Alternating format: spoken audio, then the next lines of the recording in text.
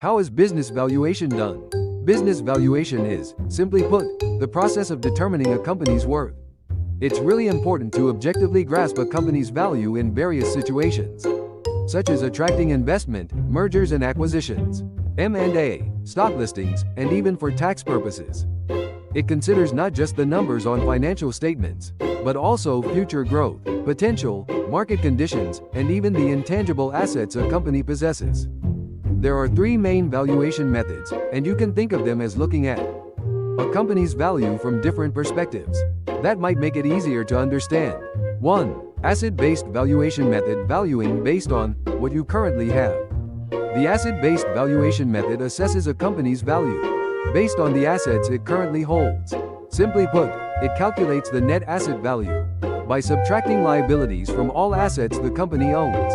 How is it evaluated? You sum up the value of all company assets, such as land, buildings, facilities, cash, and inventory, and then subtract debts liabilities to calculate the pure asset value. For example, if the net assets are $300 million United States dollars, and the number of shares issued is 1,000, then the asset value per share would be 300,000 United States dollars. Advantages: it's relatively objective and based on clear figures, making it easy to understand.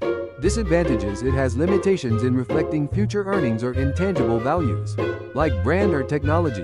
It might not be suitable for valuing companies like tech-based startups, which may not have many current assets but possess significant future value. 2. Income-based valuation method, valuing based on money to be earned in the future. The income-based valuation method assesses a company's value by converting its expected future earnings or cash flows into present value. This method highly values a company's growth potential and profitability. How is it evaluated? The most representative method is the discounted cash flow (DCF). This approach estimates the cash flows a company is expected to generate over the next few years, and then sums up these future amounts by discounting them to their present value. A discount rate is applied here, which reflects the idea that money in the future is worth less than money today. For instance, 100 million United States dollars received a year from now is worth less than USD 100 million received right now. This concept is applied in the valuation. Key terms: net present value (NPVA), financial metric, calculated by discounting the present value of future cash flows at a specific rate. A positive NPV indicates expected profitability. Weighted average cost of capital (WACC) represents the average return a company must pay to its investors, and is a crucial discount rate used in DCF analysis to discount cash flows. Advantages: it can best reflect a company's future growth potential and ability to generate profits. Disadvantages: since it involves predicting the future, the value can vary significantly depending on the estimations, and the valuation can be subjective depending on the discount rate setting. 3. Market-based valuation method, valuing by comparing to similar companies. The market-based valuation method assesses a company's value by comparing it to the values or stock prices of similar companies already existing in the market. It's based on the idea, if that company is worth this much, ours should be similar. How is it evaluated? The most commonly used indicators are as follows. Per price to earnings ratio, calculated by dividing the stock price by earnings per share. It shows how many times the stock price is valued compared to the company's earnings per share.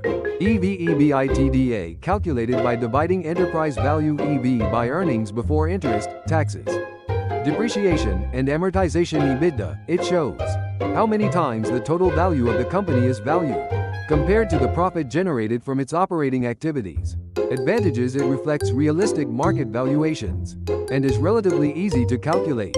Disadvantages: it can be difficult to select comparable companies, and accuracy may decrease depending on market conditions or the specific characteristics of a particular company.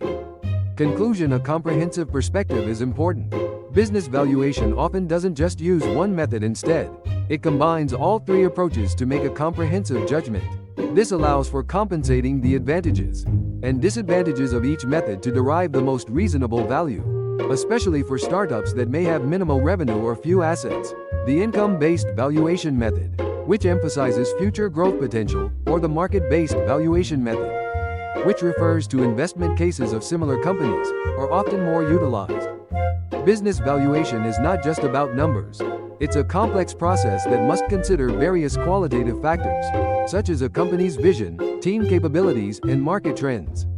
Through this process, the true value of a company is discovered, laying a crucial foundation for successful investment attraction or business expansion. I hope your questions have been somewhat resolved.